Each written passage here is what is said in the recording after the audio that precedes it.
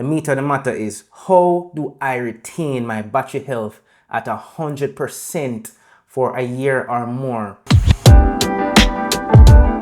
And it comes down to two things: your battery temperature and your charge cycles, which is this here, the cycle count. You want to keep that as low as possible. The science behind it is simple. For temperature, you don't want it to be too high or too low. So when you're in your car, do not leave it on your dash. Don't leave it in your car where the sun can hit it and heat it up to abnormal and ludicrous temperatures. That will kill your battery very quickly. And for low temperatures, unless you live somewhere like in Moscow or somewhere way up in the North Pole or South Pole where things drop to minus 50 or more, that shouldn't really be a problem for most people. So for most people, don't let your battery get too hot. Simple as that. Now for the cycle count, this is where it's a balancing act, more or less. Now coming out, I'm going to show you two things that you need to set up. Well, three things actually. Battery percentage, turn that on so that you can actively monitor your battery percentage. Right there in the top right hand corner, it's that number that comes right over the battery itself. That's the first thing. Going up to power mode, leave it on adaptive. Leave on adaptive power. These iPhones, especially the latest ones, are so powerful. You can't really tell if this thing is using less or more of its performance. It's very negligible unless you're a very high performance user. So keep on adaptive power. Keep on adaptive power notifications so you know if it dips into low power mode or something. But the explanation there speaks for itself. That's it. You don't need to trouble low power mode. Now charging, coming into charging. This is the main thing now I need to speak about. Most people do not need to keep their iPhone battery above 80%. Here's the reasoning why. We live in a connected world nowadays. Everybody has a charger at home, at their desk, at work, or in their car, whether it's a cable charger or a wireless charger. I keep mine at 80% all the times, and this thing here, you may be wondering what this thing is in the middle of the screen, is always on my desk, my workstation, 24/7. This is a wireless charger, a MagSafe wireless charger at that, a 3-in-1 here. It is from Ivanki. I'll leave a link to it in the description below if you want to check it out.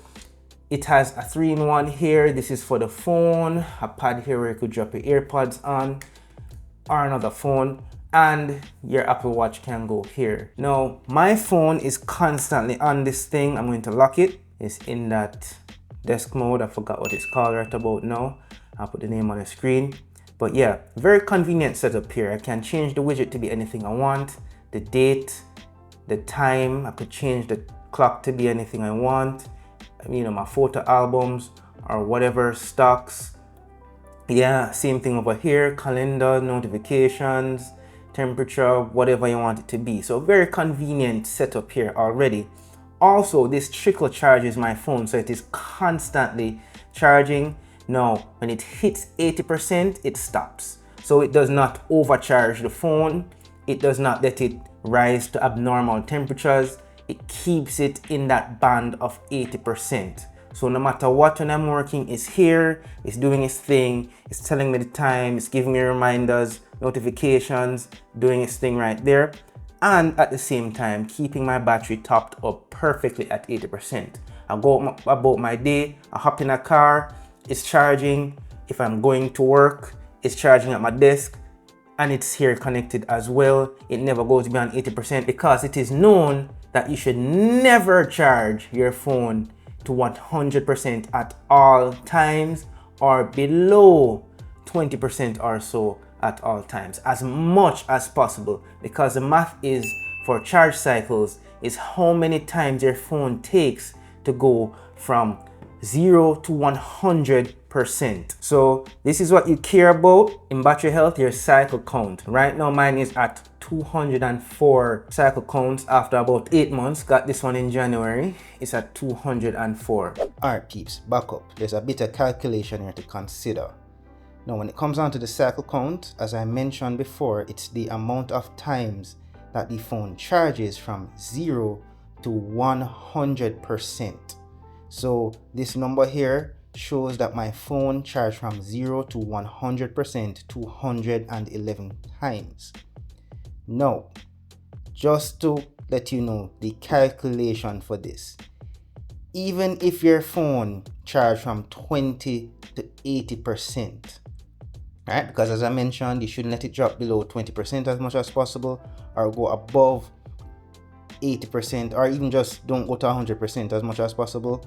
The calculation is 20 to 80% is 60%, right? And the next time you charge your phone from 20 to 60%, that's another 40%. You add those together, 60 plus 40 gives you 100%. So that's how it works. And that's how you get one complete cycle right there. If you let your phone constantly discharge to 0% and then charge it all the way to 100%, you're constantly running full cycle counts on the battery, which will degrade your battery health faster. So that's the math. Now let's continue with the video.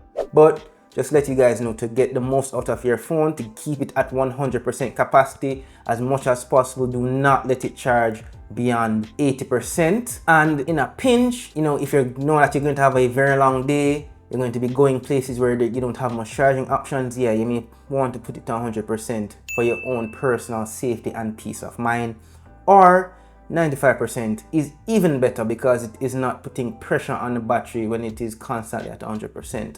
People think of this as a myth, yes, because Apple themselves have safeguards in this thing stopping it from overcharging. But physics is physics. These things degrade. They are consumables. That's just how it is. So despite what Apple has said, there's a reason why they have these charge limit options here. They themselves know it.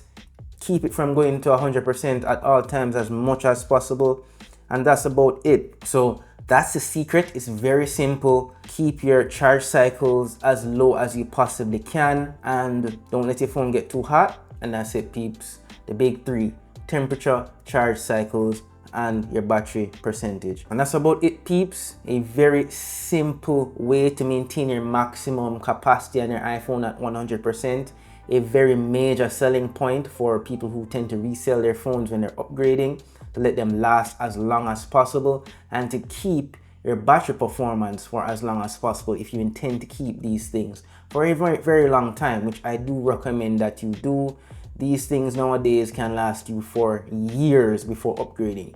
Don't be like me, I'm a tech reviewer. So that's about it, peeps. Thanks for tuning in. Any further questions you have, hit me up in the comments. You don't know, I'll appreciate a like, subscribe, and of course, hitting that little notification bell so you know when the next video is out. See you in the next one. Peace out and take care.